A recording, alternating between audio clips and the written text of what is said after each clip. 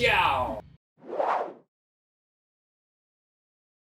Kita berangkat dari sebuah data yang ya mungkin ada di internet juga, bahwa kanker hati ini bertanggung jawab atas bisa dibilang 700.000 sekian ya orang yang meninggal dari 9 juta orang yang terkena kanker. Oh, itu 10% kurang lebih ya Prof ya. Betul.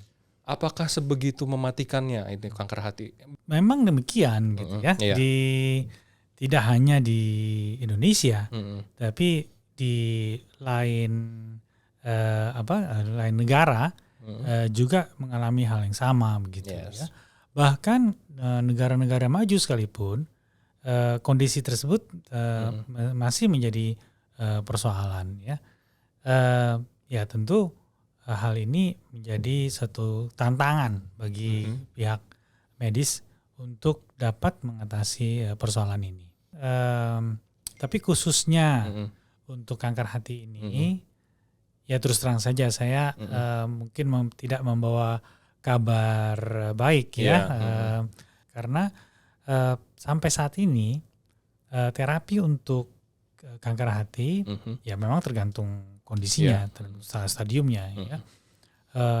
Yang paling baik terapinya itu adalah dengan operasi. Jadi hilangkan kankernya. Tindakan operatif. Tindakan operatif ya. Ya tapi itu kan tidak bisa dilakukan pada semua kondisi, ya kan? Bahkan yang sudah dilakukan operasi pun ya, kemungkinan terjadinya kekambuhan itu juga cukup besar gitu loh ya. Dengan begitu maka pasien ini akan tidak mudah untuk melepaskan diri dari kanker hatinya. Nah, itu masalahnya. Memang susah ya Prof untuk dideteksi itu kanker hati itu?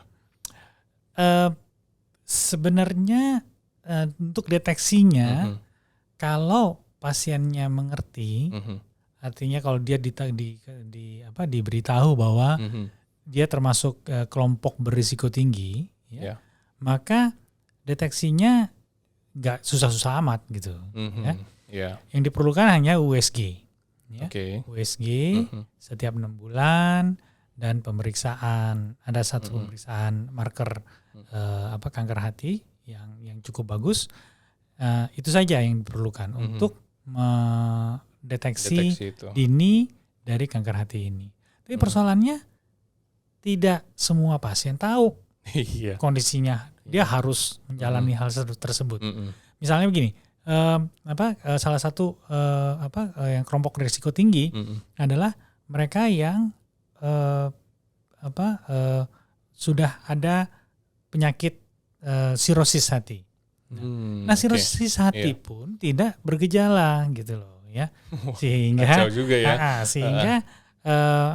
banyak orang yang tidak tahu bahwa dirinya itu sudah sirosis gitu ya. Oh ya, dengar-dengar juga nih Prof ya, benar atau enggak nggak bisa cuman sekedar kemoterapi aja ya? Justru kemoterapi tidak mempan terhadap kanker hati. Bertahun-tahun orang meneliti, para ahli meneliti obat apa yang bisa membunuh sel kanker hati tersebut. Tetapi kemudian tidak bisa dilakukan dengan cara pendekatan seperti kemoterapi untuk kanker gitu ya. Caranya adalah yang ditemukan adalah obat yang menghambat reseptor ataupun marker yang ada di permukaan dari sel hati. Sebenarnya bisa disembuhkan kanker hati kalau ditemukan dalam kondisi yang dini gitu ya. Itu tadi, jangan sampai udah jelek kondisinya baru ke dokter gitu kan. Itu. Pentingnya deteksi dini ya Prof ya berarti ya. Ada lagi nih Prof, satu lagi nih. Gaya hidup yang seperti apa yang ya bisalah sahabat Premier terapkan sehingga selain tadi tidak merokok, tidak alkohol, apa sih supaya tidak kanker hati begitu Prof? Sebenarnya kalau soal gaya hidup, tentu gaya hidup yang sehat ya, healthy lifestyle. Artinya saya kira gaya hidup sehat itu kan tidak merokok, ya, tidak minum alkohol, kemudian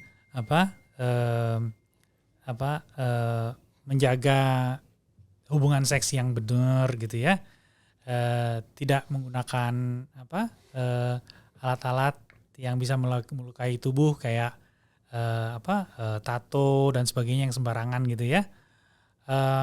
Kemudian berolahraga, ya. Lalu kemudian menjaga masukan tubuhnya sehingga tidak banyak lemak-lemak, ya. Sehingga hal tersebut bisa dikendalikan gitu ya. Ini sangat berperan dalam menjaga supaya jangan terkena kanker hati. Ya. Perlu diketahui bahwa memang beberapa tahun yang lalu kanker hati di Indonesia mayoritasnya adalah oleh karena virus hepatitis B. Ya. Virus hepatitis B. Dan tetapi belakangan ya sampai saat ini masih hepatitis B, tetapi belakangan perlemakan hati menjadi masalah. Salah satu cara untuk menghindarkan diri dari perlemakan hati adalah healthy lifestyle. Jadi penting banget nih sahabat Premier buat selalu aware sama keadaan diri kita. Deteksi dini itu penting banget, gitu ya Prof ya? Betul. Oke Prof.